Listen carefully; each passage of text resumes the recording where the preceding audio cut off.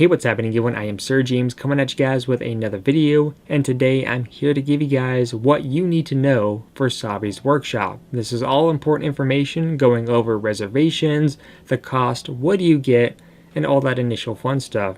So first off, for those of you that are new here and are not familiar with Savi's workshop, this is a place where you're able to utilize pieces of scrap metal in order to form your very own lightsaber. Now, keep in mind that in order to gain access to this, you must have a reservation.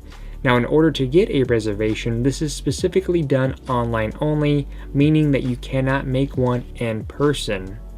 Now, in order to make this online reservation, by utilizing the Disneyland app on your mobile device, which is free for both iOS and Android, you're going to go ahead and start up the Disneyland app. By then, you're going to go ahead and enter the search results and type in Star Wars. If Star Wars is not a popular search result, you're just going to go ahead and type it in, and then of course look for the icon that says Savi's Workshop. Upon clicking the icon, you're going to be led to another screen and you should see a blue looking box. You're going to go ahead and select that box, and by then you may be asked to log into your Disney account. If you don't have a Disney account, make sure you go ahead and create one. It is free to do so. Now keep in mind that if you are going to be doing Savi's Workshop, you must have a credit card on file. The reason why is because if you cancel or you are a no-show, they will still charge you.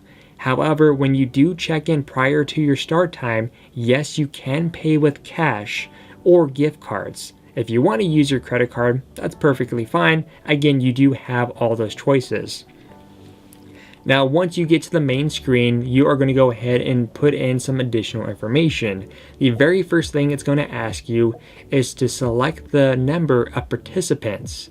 Keep in mind, this is for the people that are going to be building, not for those that are in your party. So for example, if you're in a group of 4 and you're the only one person building, leave it at 1. If you have more than one person in your group building, then feel free to go ahead and add them. Again, keep that in mind. Next up is for the reservation date. You cannot make advanced reservations. So meaning that, let's say you were going to go 3 days from now, you can't book one 3 days from now. You would have to wait until that day to make said reservations. And of course, on the very bottom, it's going to go ahead and have you select a time period. Keep in mind that most of the mornings and part of the afternoon slots do tend to fill up very quick, but you can make reservations starting at 7 a.m. in the morning, so it's completely up to you. And they do have some options down there where it will book you sometime in the morning, afternoon, or the evening. If you want my advice, it'd be kind of nice to book it towards the late afternoon, so that way when it's dark enough, you'll be able to go out and bring out your lightsaber and take some really awesome photos. But again, you don't have to take my advice if you want one in the beginning. That is totally up to you, and that's pretty much how that is done. Now, next thing that you might want to know is, okay, how much does this cost? Savi's Workshop is going to run you at $200 plus tax, so here in California, it came out to $215.50. Upon doing this experience, you have 4 different options to choose from. You have the Peace and Justice, which is a nod to the Jedi Order. Power and Control, for those of you part of the dark side of the Force. You also have Elemental Nature, so things like wood and bone. And of course you have my personal favorite, which is the Protection and Defense, which is elements based off the Old Republic. What you will be getting once you pay for your initial item and select which one you want, you will get an exclusive pin that you'll be asked to wear. And yes, you do get to keep the pin if you are curious.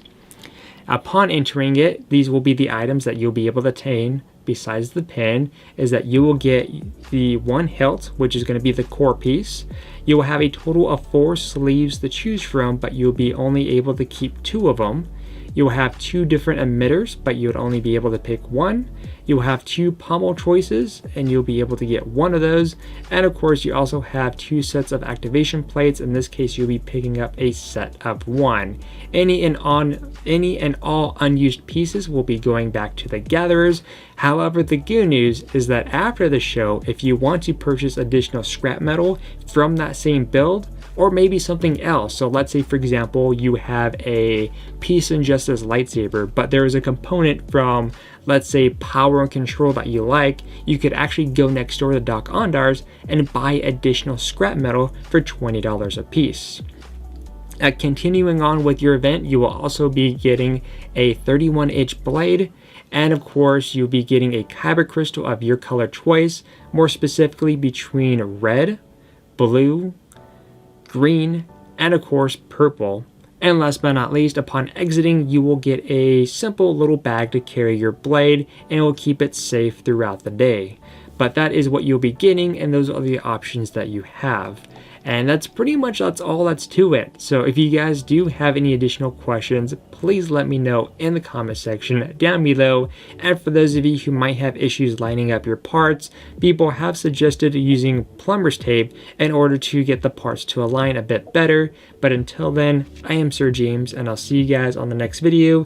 And again, any and all questions that you have, also let me know. Until then, I'll see you guys on the next video.